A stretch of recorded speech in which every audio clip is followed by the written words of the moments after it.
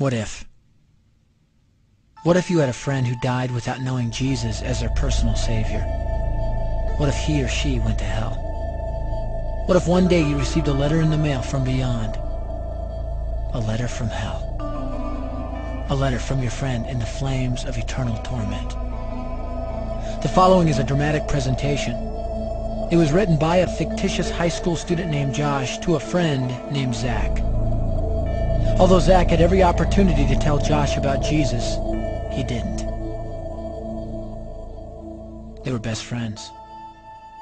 They played soccer together, they went to classes together, they partied together, they shared their lives with each other.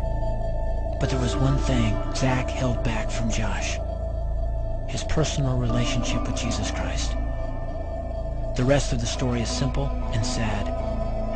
A few too many beers, a tragic drive home, a crash, a death, a funeral, a letter.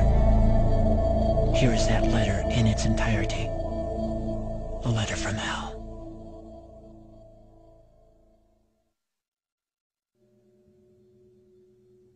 Dear Zach,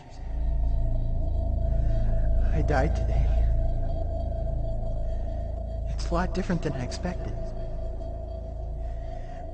You see, I always thought dying would bring me into a world that's foggy and hazy. But this place is crystal clear. It's even more real than my life on Earth. I can think. I can talk. I can even feel. Right after the wreck, I could feel my spirit leaving my body. It was the weirdest thing, Zach. I thought I heard you screaming out to me, man. I must have been just imagining things. At first, I was just standing in line, getting registered, I guess. They asked me for my name and began to look in this thing they called the Book of Life. I guess they couldn't find it, though, because this huge angel standing next to me grabbed me by the arm and started dragging me away. I was terrified. I had no idea what was going on. I asked the angel where he was taking me, but he didn't answer. So I asked him again. Finally, he told me that only those whose names were written in the Book of Life could enter into heaven. And the rest would be condemned to hell forever. Man, I was scared. The angel threw me into some kind of holding cell where I've been sitting and thinking for a long, long time. Do you want to know what I've been thinking about? I've been thinking about you. Zach, you're a Christian. You told me so yourself. I mean, we talked about it 3 different times today. Kelly brought it up, and you laughed it off. Coach Adams brought it up, and you changed the subject. I mean, it came up right before the wreck. Well, the question I can't get out of my mind is this, Zach. Why haven't you ever told me about how to become a Christian?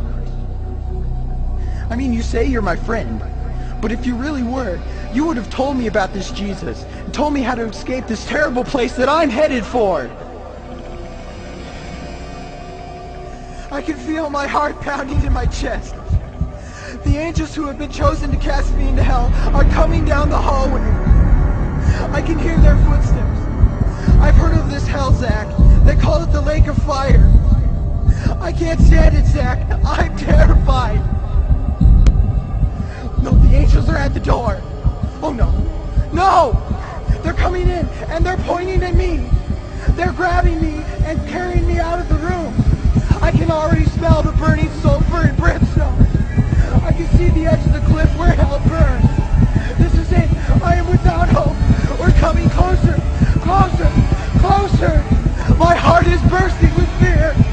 They're holding me over the flames. I'm damned forever. This is it. They have thrown me in. Fire, pain, hell. Why, Zach? Why didn't you ever tell me about Jesus?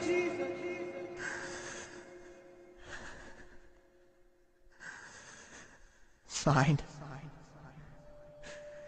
Your friend, Josh. Your friend, Josh. P.S. Welcome. Wish you were here. Wish you were here. Wish you were here.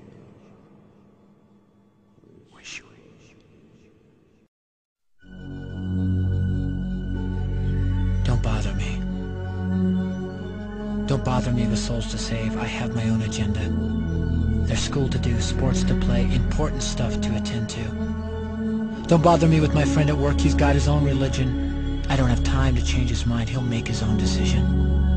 Don't bother me with that little girl, the girl playing in the street. She's much too young to understand that the Savior she can meet. Don't bother me with the sounds I hear, the sounds of people shrieking, although I wonder who they are. Who are these victims screaming? Don't bother me with who they are. I really don't want the blame. Because it's my friend at work and that little girl.